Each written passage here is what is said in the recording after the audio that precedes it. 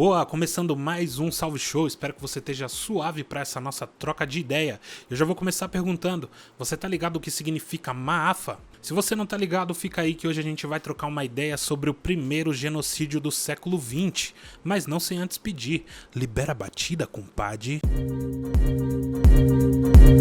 Gente, Maafa é uma palavra em Swahili que quer dizer o grande desastre, e é sobre um grande desastre que a gente vai falar aqui hoje. Eu tô falando do grande massacre do exército alemão sobre o povo da Namíbia entre 1904 e 1907. Esse massacre alguns historiadores classificam como o Holocausto Africano. Foi uma prévia do que viria a acontecer 30 anos depois com os judeus. Mas antes de avançar até aí, eu acho importante a gente dar uma sacada no que estava acontecendo no mundo naquela época. Em 1884, com a Conferência de Berlim, os países da Europa dividiram a África em colônias, e nessa divisão, a Alemanha se apossou da parte sudoeste da África, onde hoje fica a Namíbia. Naquela região, vivia o povo banto-herero e os namas, que tiveram sua dinâmica social totalmente afetada pela colonização. Já naquela época, a Alemanha propagava a ideia de raça superior, então aí vieram todos os problemas da colonização, né, que a gente já tá ligado. Escravidão, espancamento, estupro das mulheres, entre outras coisas. E é aí que a gente vê novamente a estratégia do colonizador de classificar o povo local como uma raça inferior,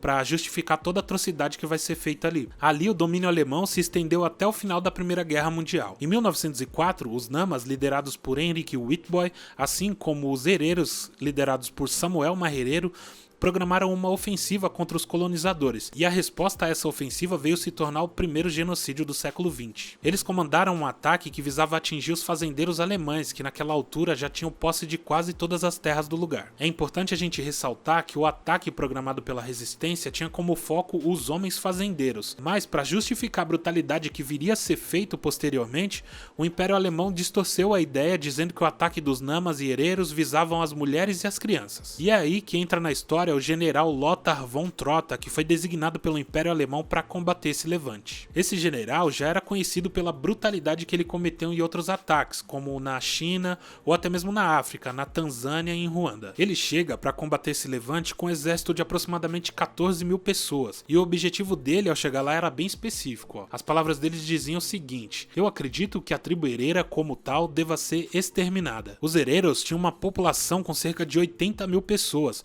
e o ataque alemão chegou a exterminar cerca de 65 mil. Já os namas tinham aproximadamente 20 mil pessoas. Depois dos ataques, a sua população reduziu pela metade. A intenção dos alemães era exterminar toda a população local para que eles tivessem acesso a todas as terras. E é aí que a gente começa a ver alguns atos que vieram se tornar famosos 30 anos depois no Holocausto dos Judeus. Além do massacre direto nas batalhas, os alemães levaram centenas de pessoas para o deserto de Omareke, sem acesso à comida ou consumindo a água dos poços envenenada pelos alemães. Eles criaram também um campo de concentração chamado Shark Island, e nesse lugar cerca de 14 mil pessoas foram assassinadas. E nesse campo de concentração aconteceram as primeiras experiências médicas baseadas no eugenismo. Essas experiências eram comandadas por Eugen Fischer. Vários homens tiveram a cabeça decapitada e enviada até a Alemanha para que eles pudessem fazer o estudo do seu crânio e tentar assim provar a teoria de supremacia da raça branca. É, gente, o negócio foi tenso. E a grande reflexão que eu faço aqui é sobre o apagamento histórico, né? Talvez você nunca tenha ouvido falar desse massacre na África, mas certamente já ouviu falar do que aconteceu com os judeus no Holocausto. O que o nazismo fez na Primeira Guerra Mundial foi transferir para a Europa o que ele já vinha fazendo há muito tempo na África. Somente agora, em 2021, que a Alemanha foi reconhecer os atos cometidos por ela como genocídio, e assim então devolveu os crânios das pesquisas para o país de origem. A Alemanha anunciou também um pacote de investimento como forma de reparação e um aporte financeiro que vai ser feito durante 30 anos no país. Eles vão focar na educação, infraestrutura e saúde. Porém, nada foi divulgado em relação à redistribuição de terra, que na verdade foi o principal motivo para eles colonizarem aquele lugar. Hoje, cerca de 70% de todas as fazendas da Namíbia está na mão dos descendentes de alemães. O povo local se concentra em pequenos vilarejos e favelas. E aí, gente, o que vocês acharam desse salve sobre o primeiro genocídio do século XX? Alguma relação com a nossa realidade, nossa história? Sim e não?